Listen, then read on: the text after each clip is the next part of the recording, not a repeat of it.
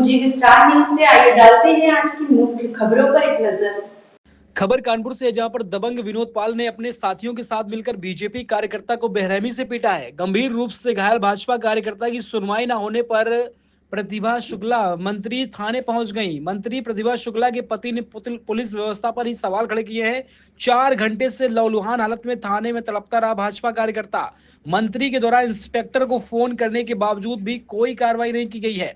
मंत्री की जानकारी पर थाने पहुंचे एडीसीपी महेश कुमार ने कार्रवाई का आश्वासन दिया है। दरअसल मंत्री के पहुंचने के बाद पुलिस ने पीड़ित को की तैयारी को लेकर जो है मेडिकल के लिए भेजा है। विनोद पाल व उसके साथियों ने गेस्ट हाउस में बंद करके भाजपा कार्यकर्ता को बेरहमी से पीटा है।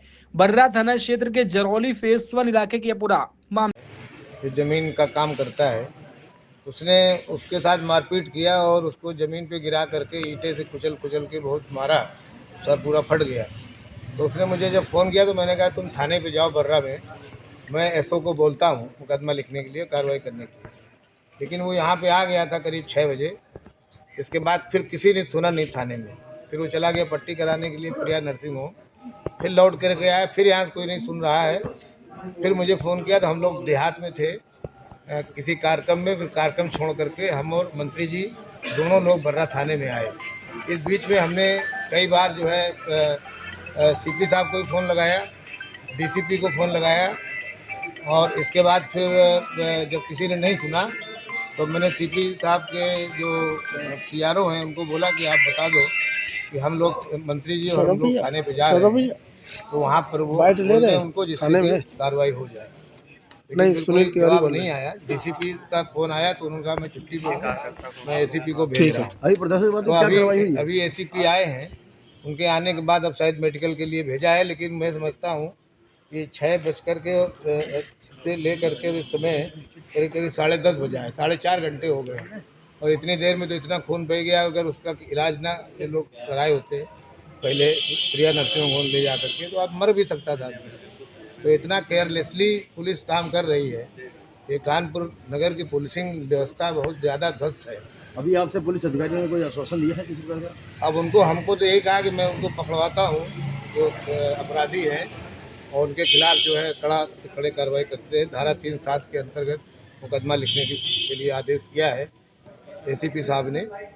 और अभी माननीय मंत्री जी ने भी बात किया ऊपर अधिकारियों से, तो अब कार्रवाई हो रही है। लेकिन मेरा कहना इतना है कि थाने चौकी इसीलिए बने हैं कि किसी के साथ अन्याय हो तो तुरंत उसको न्याय मिलना चाहिए। अच्छा, पुलिस प्रशासन, लेकिन अगर पुलिस प्रशासन कार्रवाई नहीं करती है और अपराधियों के साथ मिल जाती है तो फिर जंगल राज कायम हो जाता है। तो मैं समझता हूं कि ये उसी तरह से पुलिसिंग हो रही जैसे समाजवादी पार्टी के टाइम पे एक व्यवस्था थी कि पुलिस अपराधियों से मिली रहती थी और एक आदमी जो है ज़बरदस्ती पीटा जाता था, मारा जाता था।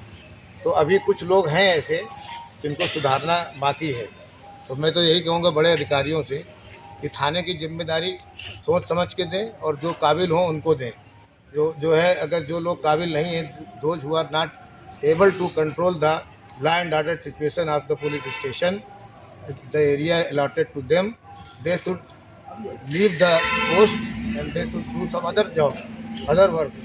दे are not fit for the police station officer.